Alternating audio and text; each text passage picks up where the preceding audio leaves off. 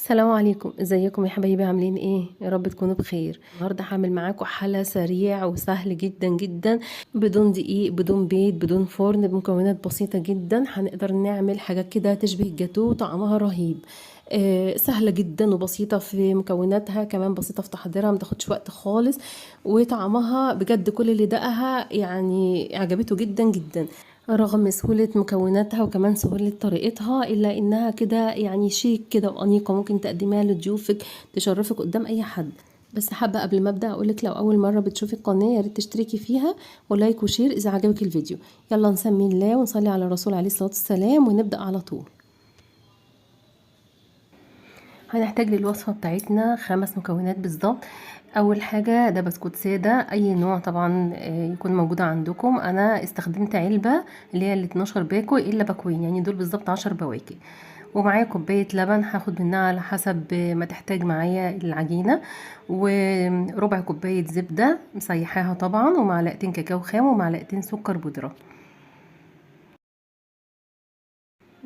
اول خطوه هبدا بيها ان انا هطحن البسكوت ده كويس في محضره الطعام او في الكبه.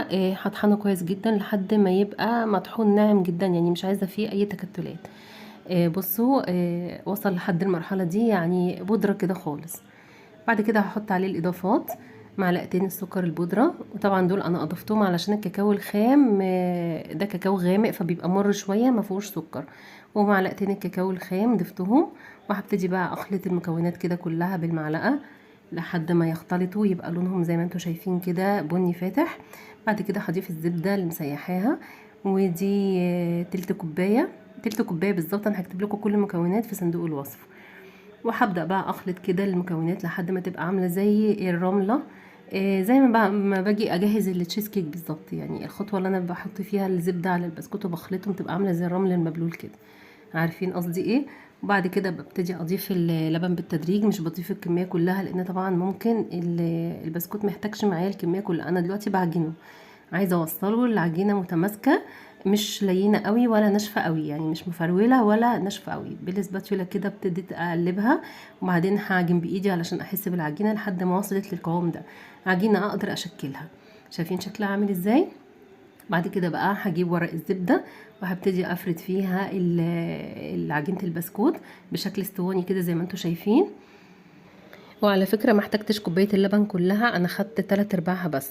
هي عجينة البسكوت بتبقى شبيهة كده بالعجينة العادية، يعني انواع دي بتختلف من نوع لنوع، برضو البسكوت بيختلف من نوع لنوع. فهي ما احتاجتش معايا الكوباية كلها. ببتدي بقى اطبق عليها ورق الزبدة كده والفها رول، وبضغط عليها، بضغطها كويس، بسويها، بتطلع بشكل كده مستطيل. بقفل الورق عليها كويس قوي، وهلفها فويل كمان، وهدخلها في الثلاجة لمدة ساعتين تتماسك، او نص ساعة بس كده في الفريزر. عايزاها تطلع متماسكة عشان اعرف اقطعها. وهنا هبدأ احضر طبقة شوكولاتة اللي هغطي بيها قطع الجاتو بتاعتنا. هنا دي شوكولاتة بالحليب، هبتدي اسيحها كده على حمام مية، وهضيف لها معلقة كبيرة من الزيت، زيت نباتي عادي بس علشان يديها لمعة. احطها كده على حمام مائي وهسيبها 5 دقايق، هي هتسيح لوحدها، وهبتدي اقلبها وهبتدي اغطي بيها. ودي عجينة البسكوت كده خلاص خرجت من الفريزر، انا بصراحة سبتها ساعة في الفريزر، وده شكلها اتمسكت وبقت بالشكل ده. هقدر دلوقتي اقطعها بكل سهولة. هي جمدت شوية طبعا لاني كنت حطاها في الفريزر مش بره الفريزر، مش في التلاجة عادي. هبتدي بقى اقطعها قطع بالحجم اللي انت عايزاه، يعني انا قطعتها كده قطع متوسطة، ولا كبيرة قوي ولا رفيعة قوي. المهم انها تكون قد بعض متساوية، يعني عشان تبقى شكلها حلو في التقديم. ودي الشوكولاتة بتاعتنا دابت خالص. هبدأ بقى اخد القطع بتاعة البسكوت او عجينة البسكوت، هبتدي اغطيها. انا الاول استخدمت اللي هو ماسك الجاتوه علشان يعني يساعدني ما اغطس ايدي او صوابعي في الشوكولاتة، لانها كانت لسه سخنة شوية.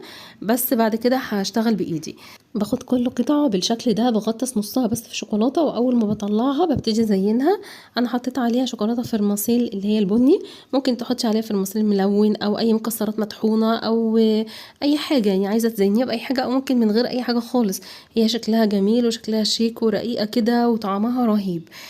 فانا بزينها اول ما بغطيها علشان هي بتنشف، لان طبعا عجينة البسكوت خارجة من الفريزر ساقعة، فالشوكولاتة تمسك عليها على طول. وده شكلها بعد ما خلصتها. عملت كميه جميله يعني. الرول اللي انا كنت عملته ده ب10 بواكي البسكوت عمل لي كذا قطعه، عمل لي كتير. الكميه اللي انتوا شايفينها دي كلها، وطبعا في 3 4 حتت كده يعني الولاد خدوهم دقوهم على طول حتى من قبل ما اغطيها بالشوكولاته. ودي النتيجه النهائيه بتاعتها رهيبه رهيبه زي ما انتوا شايفين كده، بجد رهيبه. عايزه اقول لكم انها حقيقي من احلى الحلويات البارده اللي انا جربتها على القناه. وبس كده خلص الفيديو بتاعنا، يا رب يكون عجبكم. ما تنسوش اللايك والشير وسبسكرايب للقناه. السلام عليكم.